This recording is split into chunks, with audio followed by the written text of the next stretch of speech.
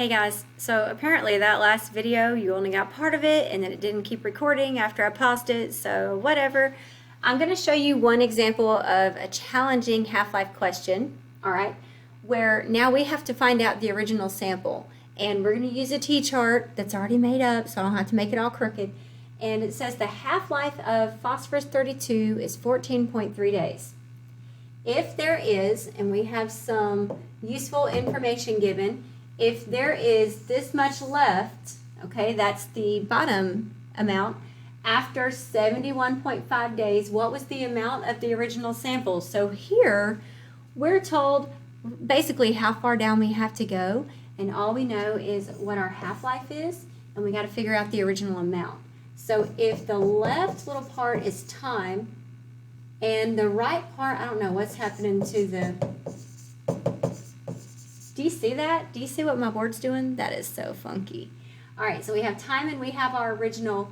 We don't know what the original amount is. We're gonna solve for it. So I'm gonna highlight that, okay?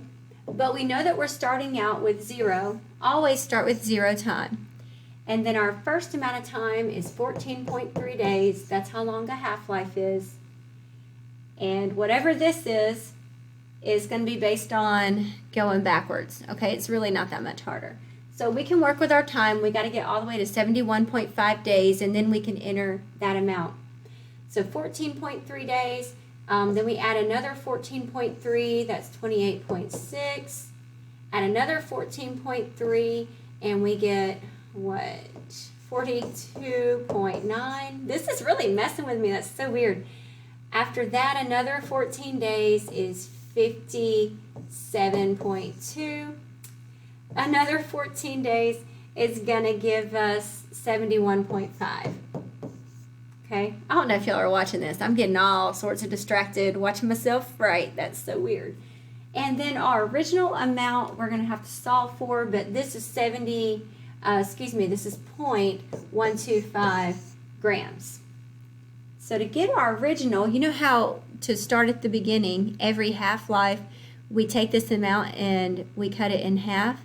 So guess what we're going to do when we go in the other direction? We're going to double it. Good job. So now we're just going to double this. So 12.5, not 12.5, 0.125. Oh my gosh, y'all, it's not even morning time. I feel like I need more caffeine. Okay, 0.125, let's double that. That's going to be 0.25, right? Yes. So 0.25. And then to go up to the next one, what's twice? So we're just timesing by 2 instead of dividing by 2.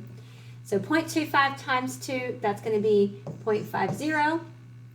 And then what's 0.50 times 2? 1, or 1.0. What's 1.0 times 2? 2.0. And then, what's 2 times 2? 4.0. All right, we finally got our answer. Our answer is going to be 4.0 grams. That's our original amount, okay? So again, you just need to know how to make this table. For your test, you're probably going to need an extra sheet of paper to write out some things because you're going to have multiple choice answers. What if the multiple choice answer stopped at 2? Okay, as one of the wrong answers? You would think you went far enough, but you didn't. So you just got to remember, start with a time of 0, and then when you're going from top to bottom, add a half-life each time, and then over here do half the amount. I think there's one on your test, like I said, that you're going to have to start with the amount that remains and then have to go back to the original. So instead of going halving it each time, you're going to times by 2 each time. Okay, and that is it. For real this time, last video on half-life.